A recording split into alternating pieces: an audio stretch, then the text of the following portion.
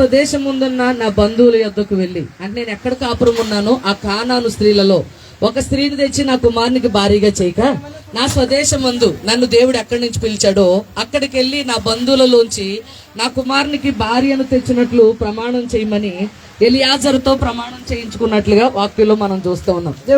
దేవుని బిడ్డలారా, అబ్రహామును దేవుడు ఆశీర్వదించడానికి, ఇసాకును దేవుడు ఆశీర్వదించడానికి కారణం ఏంటంటే, వారు ఎక్కడున్నారో అక్కడ ఉన్న అన్యజనుల అమ్మాయిలను వివాహం చేసుకోలేదు, కానీ వారి స్వజనుల దగ్గరికి వెళ్ళి, వారి బంధువుల దగ్గరికి వెళ్ళి, నేను అనుకుంటున్నాను కొంచెం ఇద్దరికి ఏదైనా బేరకైపి సంబంధాలు ఏమైనా ఉన్నాయా? ఏం లేవా? అంటే ఒకే ఊరు వారు, స్తోత్రం కలుగును గాక. ఒకే ఊరు వారైతే ఏముంది, అంతే కదా. మనందరం యేసు రక్తంలో కడగబడిన వారము, స్తోత్రం కలుగును గాక. ఈ రోజుల్లో సంబంధాలు చూస్తూ ఉంటే ఇంక ఎవరి మీద కనబడితే వాళ్ళు చేసేసుకుంటున్నారు. ఐటు చోట్లే వెయిట్ చోట్లే, లేకపోతే కొంచెం పెద్దోళ్ళ యొక్క ఆలోచనలు కూడా ఏ పాటికి తీసుకోవట్లే. ఇసాకు దినాల్లో కూడా ఇలాంటి పరిస్థితులు లేవా అంటే అలాంటి పరిస్థితులే ఉన్నాయి. కానీ ఇసాకు మంచి వయసు వచ్చినప్పుడు తన తండ్రి అయిన అబ్రహాము ఇసాకుకి పెళ్లి చేయాలని అనుకునేంత వరకు కూడా ఇసాకు నాకు పెళ్లి చెయ్యి అని అడగలేదంట. ఏమో ప్రసాద్ ఎప్పుడన్నా పెళ్లి చేయని అడిగాడా? అడగలేదా? అడిగావు గానా? అంటే ఎవరు తెలకుండాను కానీ అడిగావా? అంటే తండ్రే ఇసాకుకి భార్య అవసరము అని అనిపించినప్పుడు తండ్రే సంబంధాన్ని చూడమని ఎలియాజరును పంపించాడు. అందుకే తన చిత్తములో ఉన్న రెబెకాను దేవుడిచ్చాడు, స్తోత్రం కలుగును గాక. రెబెకా కూడా ఎప్పుడు అనుకుని ఉండదు, నాకు ఎలాంటి భర్తను తీసుకొస్తావు నాయన అంటే. ఈ రోజు నేను ఈ మాట ఎందుకు చెప్తున్నానంటే, మన సంబంధాలు, మన వివాహాలు ఎలా ఉండాలంటే దైవ చిత్తానుసారమైన ఆధీనంలోను, రెండవదిగా పెద్దల సమక్షములోనూ జరగాలి, స్తోత్రం కలుగును గాక. అంటే పెద్దలు చేయి దాటిపోతున్న వివాహాలు కూడా ఉన్నాయి. చాలా మంది కుమార్తెలను బాగా వయసు వచ్చే వరకు పెంచుతారు. వయసు వచ్చిన తర్వాత వారు చేయి దాటిపోతున్నారు. ఇసాక్ అలాంటోడు కాదు, ఇప్పుడు ప్రసాద్ కూడా అలాంటోడు కాదు. కాబట్టి ఆవిడ ఎక్కడ పుట్టారో, ఎక్కడ పెరిగారో, ఏ సంఘంలో పుట్టారో, ఏ సంఘంలో పెరిగారో అదే సంఘానికి సంబంధించిన విశ్వాసని కోడలుగా తీసుకెళ్తున్నందుకు ఆ కుమార్తెని కూడా నేను ఆశీర్వదిస్తూ అభినందిస్తూ ఉన్నాను. దేవునికి స్తోత్రం కలుగును గాక. హల్లెలూయా. దీని ద్వారా ఎలియాజరు ఏమంటాడో తెలుసా? నా యజమానుని తండ్రి అయిన దేవుడు స్తుతింపబడును గాక. ఈ కార్యము ద్వారా మనుషులందరికీ మేలు కలుగుతుందో లేదో నాకు తెలియదు, కానీ ఇరువురు అంటే స్వజాతీయులు అంత మాత్రమే కాదు, ఇద్దరు రక్షించబడ్డ దేవుని బిడ్డలు, ఇద్దరు బాప్తీసం తీసుకున్నారు. ఈ వివాహం కొరకు దైవజనులుగా ప్రార్థన చేస్తున్నాం. అలాగే అటువైపు కుటుంబస్తులు, ఇటువైపు కుటుంబస్తులు కూడా ప్రార్థన చేస్తూ ఉన్నారు. ఇది దైవ చిత్తానుసారంగా జరుగుతున్న వివాహం అని నమ్ముతున్నాను. నమ్మిన వాళ్ళందరూ స్తోత్రం చెప్పారు. హల్లెలూయా. ఎప్పుడైతే రెబెకా కనపడ్డదో ఎలియాజరు ఏమన్నాడు తెలుసా? నా యజమానుని తండ్రి అయిన దేవుడు స్తుతింపబడును గాక. ఇప్పుడు మనకి యజమానుడైన మన ప్రభువారు స్తుతించబడే కార్యం ఇది. ఎందుకంటే ఇరువురు యవన బిడ్డలిద్దరూ కూడా తల్లిదండ్రుల ఆధీనంలో ఉంటూ దైవ చిత్తానుసారంగా ఈ వివాహం జరగడానికి, ఈ నిశ్చితార్థం జరగడానికి వీరిరువురు ఒప్పుకున్నారు గనుక, సిద్ధపడ్డారు గనుక, వారి తల్లిదండ్రుల మాటకు లోబడ్డారు గనుక వీరిరువురి యొక్క నిశ్చితార్థను బట్టి దేవుని నామానికే స్తోత్రం కలుగును గాక. అంత మాత్రమే కాదు, ఇరువురు కూడా ఆ 24వ అధ్యాయంలో రెబెకా ఎలా ఉందో, ఇస్సాకు ఎలా ఉన్నాడో ప్రసాద్ కూడా అలాగే ఉండాలి. ఆశ కూడా రెబెకా అలాగే ఉండాలి, స్తోత్రం కలుగును గాక. ఆశ రెబెకా అలాగే ఉంటదంట అని చెప్తాను. ఎందుకంటే రెబెకా కడవను చేత పట్టుకుని లోతైన బావిలోకి వెళ్ళిపోయి వెళ్ళిన ఒంటెలన్నిటికి 10 ఒంటెలకు 100 బిందెలు నీళ్లు మోసేసింది. అవునా కదా? ఆశ కూడా అలా మోసేద్దామో అనుకుంటున్నాను నేను. బెంగళూరులో నీళ్ళు దొరుకుతాయా? అప్పుడప్పుడు దొరకవంట కదా. కరువు లేదంటే ముందే చెప్తాడు, నీళ్ళు మొక్కలు మా ఆవిడేమో ఉంటారు, మీరు నీళ్ళు అంటున్నారు ఏంటి అని ఆయన ఉద్దేశం. స్తోత్రం కలుగును గాక. 100 బిందులు నీళ్ళు అంటే, ఇప్పుడు 100 బిందులు నీళ్ళు మొక్కలు దాంట్లో ఏం కనపడుతుంది అంటే సహనం కనపడుతుంది, ఓర్పు కనపడుతుంది. అంటే రెబెకా లాగా ఆశ ఉండాలి, ఇసాకు లాగా ప్రసాద్ ఉండాలి. ఇసాకు లాగా ప్రసాద్ ఉండడం అంటే, ఇసాకు ఎలా ఉన్నాడంటే తండ్రి తీసుకెళ్లి కాళ్ళు చేతులు కట్టేసి బలిపీఠం మీద ఎట్టయితే కాళ్ళు కొట్టుకుని ఎగిరి వెళ్ళిపోలేదంట. మీ అమ్మగారు రేపు పెళ్ళైన తర్వాత మీ అమ్మగారు పరీక్షలు నువ్వు ఆశాన్ని ఎక్కువ ప్రేమిస్తున్నావు, ఆవిడ ఎక్కువ ప్రేమిస్తున్నావు అని నేను పరీక్షించిన, నువ్వు నగ్గాలప్ప, ఏం చేస్తావో నాకు తెలియదు. స్తోత్రం కలుగును గాక. మీ ఇద్దరిని బట్టి ఆశకి వెళ్ళిపోయిన తర్వాత నిజంగా దేశ క్యాంపులో ఇంత భక్తిగా పెరిగిందా, ఇన్ని మంచి పాటలు పాడుతుందా అని నేను చూసిన వాళ్ళు అనుకోవాలి. నిన్ను బట్టి ఆత్మీయ తల్లిదండ్రులుగా మేము, మిమ్మల్ని నిన్ను కన్న తల్లిదండ్రులు నీ ఇంటి వాళ్ళందరూ దీవించబడాలి, మేలు పొందాలి అంటే, వాళ్ళకి మంచి పేరు రావాలంటే రెబెకాలా ఉండాలి. అంటే ఈరోజు అమ్మాయిలందరూ రెబెకాలాగా ఉంటలేదు, రెబల్స్ లాగా ఉంటున్నారు. ఏమే స్తోత్రం కలుగును గాక. పెళ్ళైన 2వ రోజే వేరే పొయ్యి ఎడతావా లేదా? నువ్వు రాపోయావంటే నేను దేశకం పోతా అనకూడదు. నువ్వు నేను మళ్ళీ చెప్తున్నాను, లత ఏమనుకున్నా నాకు పర్లే, 600 సంపూర్ణ నిన్ను మొత్తం గుంజలు తీయించి నా ఇల్లు కదిలేవంటే నీకు కుదరదు, అంతే. నువ్వు మాత్రం అక్కడే ఉండాలి. నువ్వు రెబెకా, స్తోత్రం కలుగును గాక. 300 మంది పనోళ్ళు ఉన్నారు ఇంట్లో. అబ్రహాం ఇంట్లో 300 మంది పనోళ్ళు. అబ్రహాం పెద్ద కుటుంబం, పెద్ద గొర్రెలు, దాసి జనాంగం, వాటన్నిటిలోకి ఎలా వెళ్ళిందో తెలుసా? వేవేలకు తల్లి అవుదువుగా. కానీ లాబాను తన ఇంటి వారందరూ ఆశీర్వదించి పంపించారంట. మళ్ళీ ఎప్పుడు గొడవాడుకుని వచ్చినట్టు గాని, మళ్ళీ ఎప్పుడు రెబెకా తన ఇంటికి వెళ్ళి లాబాను ఇంటికి వెళ్ళినట్లు గాని ఎక్కడ వాక్యంలో రాయబడలేదు. స్తోత్రం కలుగును గాక. ఏ పరిస్థితులు వచ్చినా మీ ఇద్దరిని బట్టి దేవుని నామం మహిమపరచబడాలి. ఇంకా మీ ఇద్దరు ఎంగేజ్, నీకు ఇంకా ఆయనతోటే, ఆయన నీతోటి ఫోన్లో ఉండాలి. స్తోత్రం కలుగును గాక. అంటే ఫోన్ మాట్లాడుకోమని నేనే పర్మిషన్ ఇస్తలేదు. అంటే ఎంగేజ్మెంట్ అయ్యాక ఆటోమేటిక్గా ఫోన్ మాట్లాడుకుంటారు, అందుకు మాట్లాడుకుంటారు. లేదండి, మా టైంలో ఫోన్ లేవండి, ల్యాండ్ ఫోన్లు ఉంటాయి. ఇప్పటికి ఫీల్ అవుతూ ఉంటాను నేను అప్పుడప్పుడు. స్తోత్రం చెప్పండి అందరూ. ఇప్పుడంతా ఫోన్ కొనిచ్చాడు ప్రసాద్, ఫోన్ కొనిచ్చే అర్జెంటుగా. ఫోన్ కొనిచ్చంటే ఇంకా ఏం మాట్లాడుకున్నారు అని అడిగాను ఒకసారి. మా చర్చిలో ఒక అమ్మాయికి ఎంగేజ్మెంట్ అయ్యి పెళ్లి రోజు అడిగాను, మీ ఆయన నువ్వే, మా అమ్మగారు అలా ఆయన ఇద్దరు తెగ మాట్లాడేసుకుంటున్నారండి. అంత సండే స్కూల్ పిల్ల వచ్చి ఏం మాట్లాడుకుంటున్నారు ఏంటి అన్నాను. అంటే ఆ పిల్ల అంటది, తింటివా అన్నాడంట. ఏమన్నాడంట? తింటివా అన్నాడు. 2 గంటలు తింటివా 2 గంటలు తింటివా అన్నాడా? అంటే ఇప్పుడు మీరేమంటారు? తింటివా, ఉంటివా? ఇంకోటి మళ్ళీ ఫోన్ మాట్లాడుకున్నాడు ప్రసాద్. మళ్ళీ చెప్తున్నావు, ఆశ నువ్వు ఎక్కడున్నావు, నువ్వు లైవ్ పెట్టి ఎక్కడున్నావు, నువ్వు ఎక్కడున్నావు, నాకు కరెక్ట్ ఇలాంటి అనుమానం వచ్చే ఫోన్లు మాట్లాడుకోవద్దు. మాట్లాడుకోపోయినా పర్వాలేదు, కానీ మాట్లాడుకుంటే మీ మధ్యలో దేవుని సన్నిధి దిగి వచ్చేటట్టు మాట్లాడుకోండి. మీ మధ్యలో దేవుని ప్రసన్నతతో నింపబడేటట్టు మాట్లాడుకోండి. మీ ఇద్దరి మధ్యలో ప్రేమ నిండేటట్టు మాట్లాడుకోండి. కానీ అనుమానం కలిగించే మాటలు మాట్లాడుకోవద్దని. దాని ద్వారా వివాహ పరిస్థితులే తారుమారైపోతాయి. ఎందుకని ఈ రోజు మీరిద్దరు ఎంగేజ్ అయిపోయింది. ఇంకా మీ ఇద్దరిని వైపు ఎవరు చూడట్లేదు, మీ ఇద్దరు ఒకరినొకరు చూసుకోవాలి. పెళ్ళయ్యేదాకా ఒకరితో ఒకరే, స్తోత్రం, తర్వాత కూడా ఒకరితో ఒకరే, స్తోత్రం కలుగును గాక. అలా రెబెకాలాగా ఆశ, ఇస్సాకులాగా ప్రసాద్ ఉంది. ఇటు దేవునికి, ఇటు సంఘానికి, అటు తల్లిదండ్రులకు ఆశీర్వాదకరమైన బిడ్డలుగా ఉండాలని ఈ రోజు నుండి మీ జీవిత యాత్రకి ఇది ప్రారంభ దినం. ఈ రోజు నుండి రాబోయే దినాలన్నీ, సంవత్సరాలన్నీ మీరు అనేక మందికి ఆశీర్వాదకరంగా, మాదిరికరంగా ఉండాలంటే ఇస్సాకులాగా ప్రార్థించేవాడిగా, రెబెకాలాగా వినయము కలిగిన దానిగా మీ ఇద్దరు ఉండాలని మనసారా కోరుకుంటూ నా మాటలు ముగిస్తా ఉన్నాను. దేవుడు మిమ్మల్ని దీవించునుగాక. ఆమేన్. ప్రార్థన చేసుకుందాం. విన్న దేవుని మాటలను బట్టి పరిశుద్ధుడా, ప్రేమ గల తండ్రి, మీకు వందనాలు. నేను ప్రసాద్ని బట్టి స్తుతిస్తున్నాను, ఆశను బట్టి స్తుతిస్తున్నాను. ఇద్దరు యవన కాలంలో రక్షించబడ్డారు, నిన్ను సొంత రక్షకుడిగా అంగీకరించారు. తల్లిదండ్రులు ఆ దీనములో పెంచబడ్డారు. తల్లిదండ్రుల ఇష్టాల ప్రకారము వారి ఉద్దేశించిన జీవిత భాగస్వాములు వారు కలిగి ఉండడానికి ఇష్టపడి ఈ రోజు ఎంగేజ్మెంట్కి వచ్చారు. నాయన, ఈ ఎంగేజ్మెంట్ కార్యక్రమం అంతట్లో ఇస్సాకు రెబెకాల వలె కూడా బిడ్డలిద్దరిని అభిషేకించి రాబోయే వివాహం కొరకు, రాబోయే జీవితం కొరకు వారిద్దరిని సిద్ధపరచుకోమని యేసు ప్రభు ద్వారా అడిగి వేడుకుంటున్నాను తండ్రి. ఆమేన్.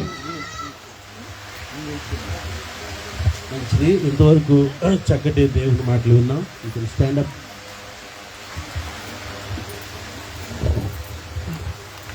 దేవుని బిడ్డలారా, ఈ సమయంలో ప్రత్యేక రీతిగా మన మధ్యలో నా ఎదుట ఇద్దరు యవన బిడ్డలు ఉంటున్నారు. ప్రసాద్, ఇంటి పేరు ఏం పేరు అమ్మా? అంటిగుల. రైట్. మన మధ్యలో 2 కుటుంబాలకు సంబంధించినటువంటి వ్యక్తులు ఇక్కడ ఒకటి కాబోతున్నారు. దేవునికి స్తోత్రం చెప్పండి. హల్లెలూయా, హల్లెలూయా. ఈ బిడ్డలు ఇరువురు కొరకు కూడా కొద్ది దినాలుగా ప్రార్థనలు జరుగుతున్నాయి. మరి ఫోన్లు గొడవ ప్రస్తావనకు వచ్చింది పాస్టర్ గారు ప్రసంగం చేసేటప్పుడు. అయితే నేనేం చెప్తున్నానంటే, దేవుని సేవకుడిగా వివాహం అయ్యేదాకా ఫోన్లు చేసుకోతాడు. అర్థమైందా? ప్రసాద్ ఆశకు చెయ్యొద్దు, ఆశ ప్రసాద్కి చెయ్యొద్దు. తింటివా వద్దు, అది ఏమీ వద్దు. ఎందుకంటే నేను పర్మిషన్ ఇవ్వడం లేదు, మీరు వివాహం అయిన తర్వాతే. కనుక ఈ విషయాలు మీరు మనసులో ఉంచుకోవాలి. ఈ విడలేక ఎంగేజ్మెంట్ కార్యక్రమంలో ప్రత్యేకంగా నేను చెప్పేది ఏంటంటే, ఇది దేవుని చిత్తానుసారంగా జరుగుతుంది, దేవుని యొక్క ఏర్పాటు ప్రకారంగా జరుగుతుంది. ఇది యెహోవా వలన కలిగిన కార్యం. ఇది దేవుని వలన జరిగినటువంటి కార్యము కానీ మనుషుల వలన కలిగినది కాదు. బైబిల్ ఈ రీతిగా సెలవిస్తుంది, వివాహము అన్ని విషయములలో ఘనమైనది. ఈ వివాహ వ్యవస్థను కూడా మనుషులు ఏర్పాటు చేయలేదు, రాజకీయ నాయకులు ఏర్పాటు చేయలేదు, కుల పెద్దలు ఏర్పాటు చేయలేదు, భూమి మీద ఏ నరుడు కూడా ఈ వివాహ వ్యవస్థను ఏర్పాటు చేయలేదు. దేవుడే ఈ యొక్క వివాహ వ్యవస్థను ఏర్పాటు చేశాడు. అంత మాత్రమే కాకుండా ఆయన ఘనముగా ఎంచాడు. ఆనరబుల్ అని వ్రాయబడింది ఇంగ్లీష్లో. అంటే భూమి మీద జరుగుతున్న కార్యక్రమాలన్నిటిలో ఘనమైన కార్యక్రమం ఏదంటే వివాహము.